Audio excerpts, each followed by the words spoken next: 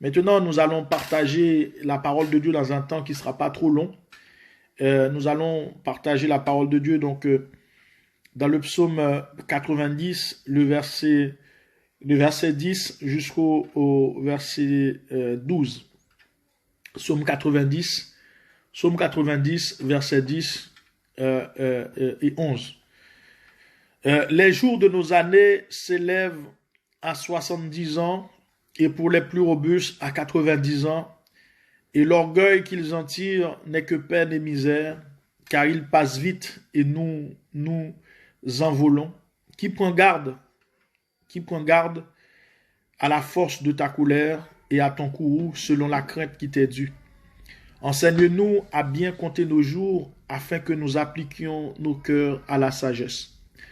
Mes chers bien-aimés dans le Seigneur, le verset qui retient notre attention ce soir dans le psaume 90, c'est le verset 10, le verset 11 et le verset 12. Nous avons lu versets 10, 11 et 12, mais les versets qui retiennent vraiment notre attention ce soir, c'est le verset 11 et le verset 12. Le verset 11 nous dit « Qui prend garde à la force de ta colère et à ton courroux selon la crainte qui t'est due. » Et puis le verset 12 nous dit « Enseigne-nous à bien compter nos jours afin que nous appliquions nos cœurs à la sagesse. » Mais bien aimé, la Bible dit dans le livre de Job, Dieu parle tantôt d'une manière, tantôt d'une autre, mais l'homme n'y prend point garde. C'est-à-dire que dans ces moments de confinement, dans ces moments de détresse, Dieu parle. Dieu est en train de parler aux nations. Dieu est en train de parler à l'Église, son épouse. Dieu est en train de parler à vous et moi. Dieu est en train de nous parler ensemble. Et à chacun d'entre nous, dans ces moments, Dieu est en train de dire quelque chose. Moi, je pense que aux nations, Dieu est en train de leur faire comprendre que arrêtez votre orgueil. Parce que nous vivons en France. Nous voyons à la télévision comment les gens sont orgueilleux. C'est-à-dire, ils croient dans leur... En France, il y a un slogan qui dit que nous n'avons pas de pétrole, mais nous avons des idées. Nous n'avons pas de... C'est-à-dire, les gens croient dans leur connaissance. Et ce virus nous montre que ce que l'homme s'est donné la peine à construire depuis des années, un seul virus, en un mois ou deux, peut tout détruire. Ça veut dire que on a un système de santé, l'un des meilleurs de systèmes de santé au monde, aujourd'hui qui est au bord de l'explosion, qui est au bord de la faillite à cause d'un virus. Un seul virus. Imagine qu'on avait plusieurs virus en même temps. Imagine que plusieurs virus nous frappent l'un après l'autre.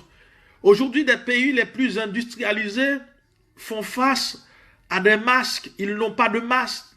Un masque coûte en Chine à peu près 25 centimes d'euros. Aujourd'hui, les personnels soignants n'ont pas de masque. Des médecins n'ont pas de masque. Pourquoi? Ça veut dire que c'est pas parce que l'État n'a pas d'argent pour acheter des masques, mais c'est parce que tout simplement, le problème qui arrive partout en même temps a créé une rareté dans les masques, a créé un problème gigantesque. Et, mes bien-aimés, il y a un des versets qu'on vient de lire dans les 3 psaumes qu'on a lus auparavant, qui dit que ce ne sont pas les chevaux qui sauvent le roi. À l'époque qu'on a écrit ces psaumes, il y avait des chevaux, mais si c'était aujourd'hui, on aurait pu dire ce ne sont pas des chars de guerre. Ce ne sont pas des immeubles, ce ne sont pas des banques qui peuvent sauver. Parfois, vous avez l'argent en main, mais l'argent ne peut rien faire pour vous. Il y a des gens qui sont morts à l'hôpital, qui ont laissé plein d'argent sur leur compte en banque, parce qu'ils ont besoin d'un peu d'air pour respirer, mais ils n'en trouvent pas. Si on leur dit donnez 1000, 2000, 3000, 50 000 euros pour avoir assez d'air, ils auraient pu payer. Mais bien aimé, les choses ne se passent pas comme ça. Aujourd'hui, le Premier ministre anglais, après la reine, l'homme le plus puissant de l'Angleterre, est en réanimation. Il est en soins intensifs. Ça veut dire que Dieu est en train de parler au monde. Dieu est en train de dire arrêtez votre orgueil, vous n'êtes rien du tout. Je suis l'Éternel, je suis tout. Et à nous qui sommes chrétiens, qu'est-ce que Dieu est en train de nous dire? Il a un message personnel pour chacun d'entre nous.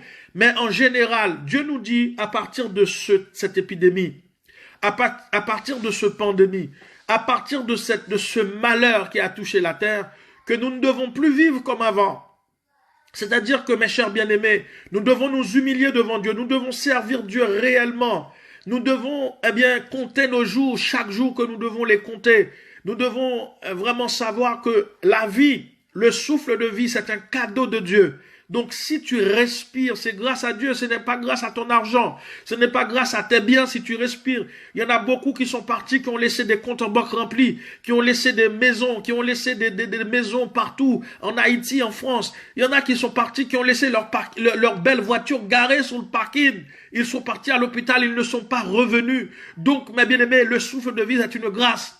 Tu ne l'as pas acheté. Donc arrêtons avec notre orgueil, rabaissons-nous devant Dieu, humilions-nous devant Dieu. Mes chers bien-aimés, nous sommes rien. Vous savez, tout à l'heure j'étais en train de passer et puis il y avait BFM TV, on a posé une question à un médecin, est-ce que vous pensez que l'hôpital doit se réorganiser? Et tout fier, il a dit, mais on n'a pas besoin de se réorganiser parce que ce malheur arrive une fois tous les 100 ans.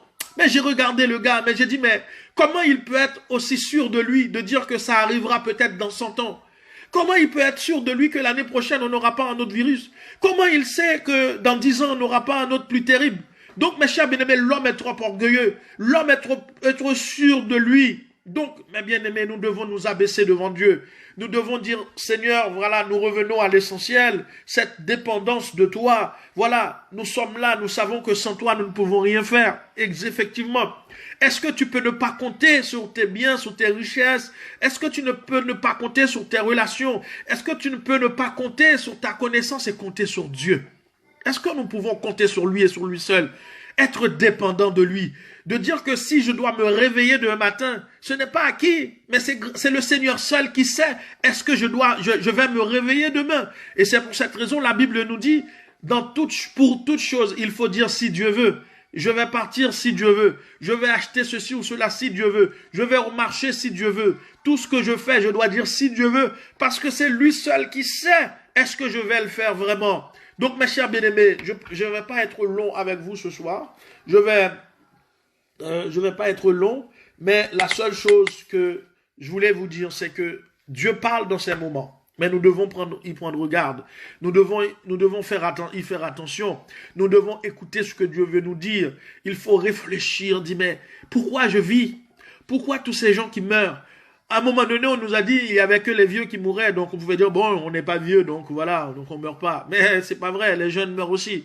Donc, c'est-à-dire que, mes chers bien-aimés, si tu vis, c'est pas parce que tu es fort.